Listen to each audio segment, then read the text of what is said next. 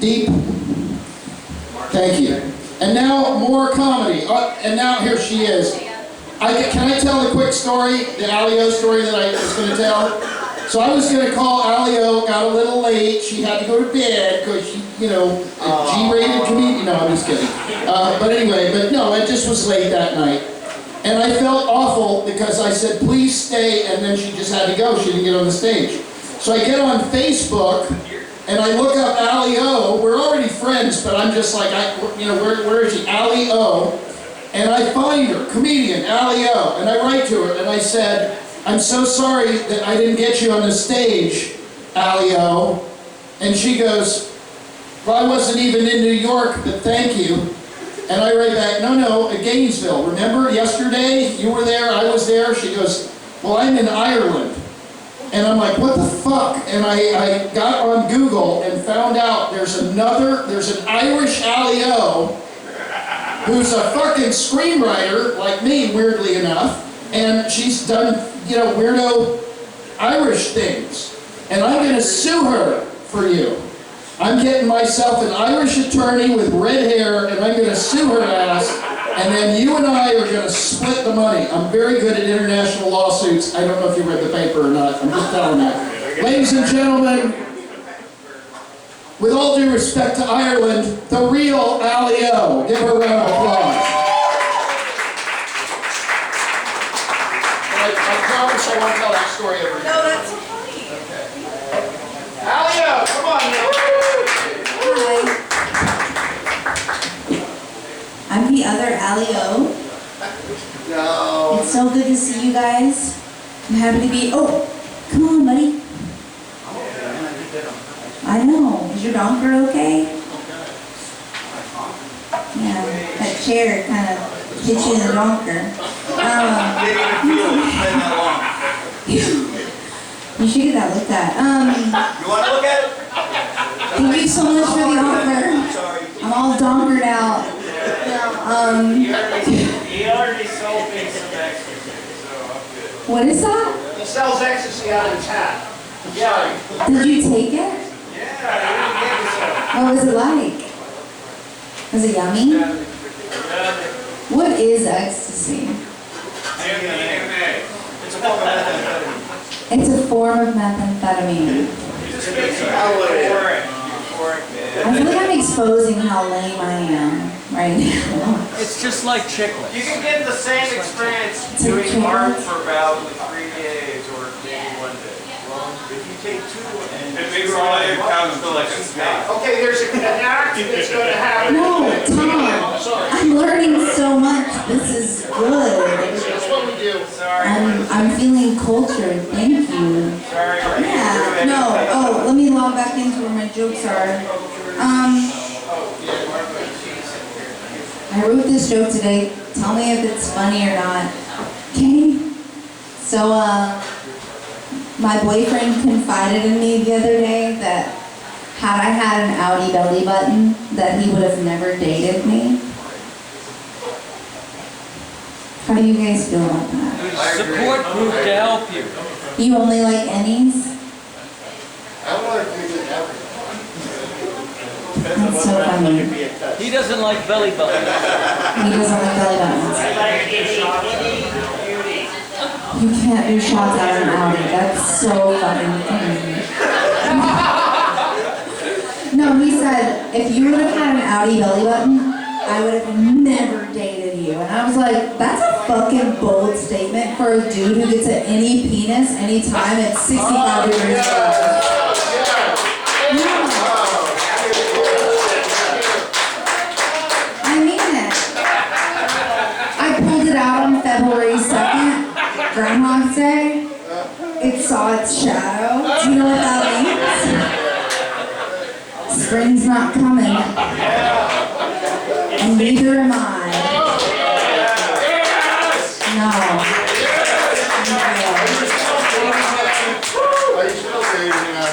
It's complicated. Yeah. Oh, shit. 2 proposals in 1 set. This is big. Wow. Do you guys lie awake at night thinking about all the weird, awkward things that you did throughout your life? I know. You're like, yeah. Me too. So, Hey, quiet back there. no, it's okay. Do your thing. You're fine. No, fuck those people. Oh. Sorry, liar. So the start of the joke is that I lay awake at night and I think about all the little awkward things that I say. And the most recent awkward thing that's keeping me awake at night is that my apartment complex, I sent them an edible arrangement with a note that said, "I'm so sorry about what you guys are going through. Oh my God." Because the manager, he told me that my favorite handyman is no longer with us. I took that to mean that he died. But he actually got arrested at Lakewood Villas on 62nd Boulevard for exposing himself at a bus stop. Wait, you live there? Oh shit. Yeah, no, Kyle doesn't work there anymore. I know, I thought he died, so which one's yours? But, I know. The last time I was around a group like this, where there were so many people and alcohol was being served, I was the one serving alcohol. Because I was an altar boy growing up. Yeah, no, I mean that. I was a little boy at communion who would give you sips of wine and say, "Blood of Christ. Blood of Christ."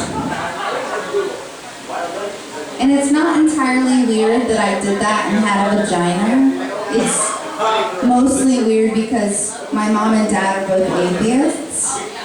Like, why the fuck did they sign me up for that? But we were poor, so they saw that as like a free weekend activity kind of thing, which is kind of a fucked thing if you think about it. That, you know, send your 9-year-old vulnerable little daughter to go drink and serve alcohol with adults in a place best known for fucking children. Oh my God. They had a sense of... Yeah, I was not Father Steve's type, let me put it that way. So I came out unscathed. I was fine. He didn't want me, I get it. Whatever. I thought I was cute. My little fucking robe and all that, but fucking whatever. No, yeah. So I always start out, I'm happy to be here, I'm happy to be alive. And I really mean that. After last night, I was walking home. You know the little parking garage over there by Lucy's?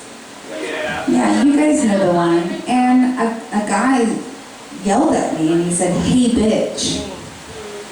And I thought, this will be good. This is always good when it starts like this.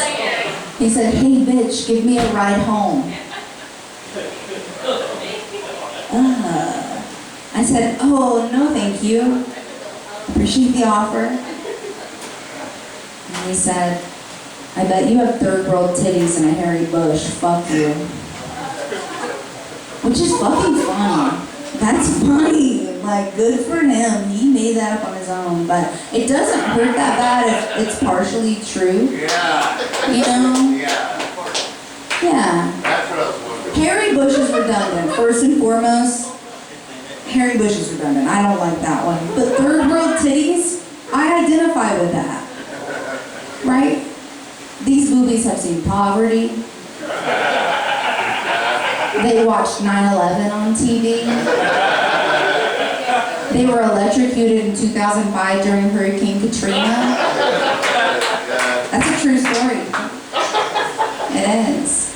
I thought it would be a good idea during a natural disaster to plug in a VCR and watch a bootleg version of 40-Year-Old Virgin. It wasn't. God was punishing me for violating copyright law and having atheist parents. I bled from both of my big toes. That was fun. Yeah. How's your bush? My bush? It's, let me talk about it. Okay, so he said, "How's your bush?" It's I just want to be sure your bush is like... it's okay. I think it's doing all right. I mean, like, she's cute. Yeah, and it's like, it's near the meat. You know what I mean? And recently I've been struggling with how I'm feeling about said meat. Because I work with young girls, and a girl that I work with said, I can see your panty line through your scrubs. And that fucked with me, I'm not gonna lie. I was like, ah, you fucking bitch. So I went out and I bought thongs. Thongs aren't going well. Thongs are going bad. I have too much meat. I'm just gonna put it out there. Like right now, I'm trying to wear one and my pussy's such a silly goose, it's licking my leg. It's like, nah.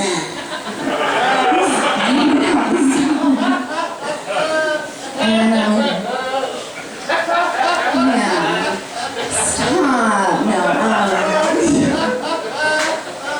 yeah, and I started to feel not only self-conscious about my panty line, but also about my labia meat. So I Googled it. I said, what is the normal labia to cooter ratio? And I saw some that looked like mine. They were before pictures, like before the labiaplasty, but they were there. Do you guys know what labiaplasty is? You guys like shawarma?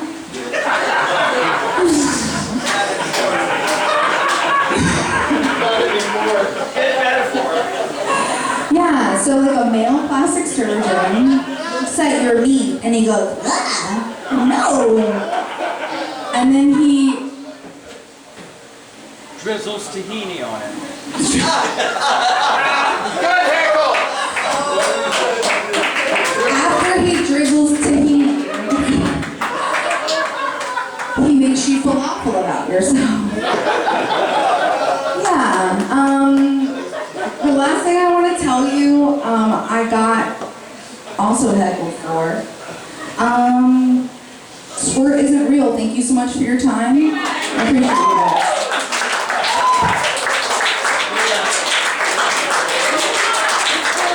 Alio is funny. Give her a round of applause. A funny comedian in Gainesville.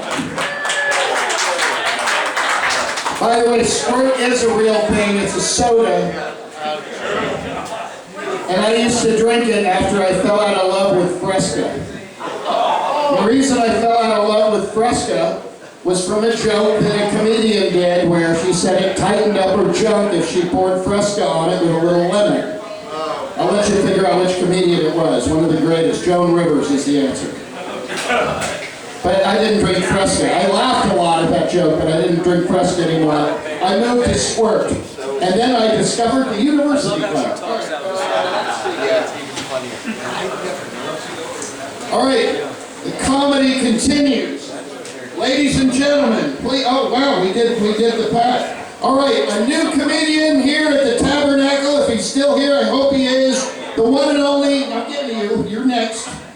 After this comedian, then you. Don't get upset, don't get upset.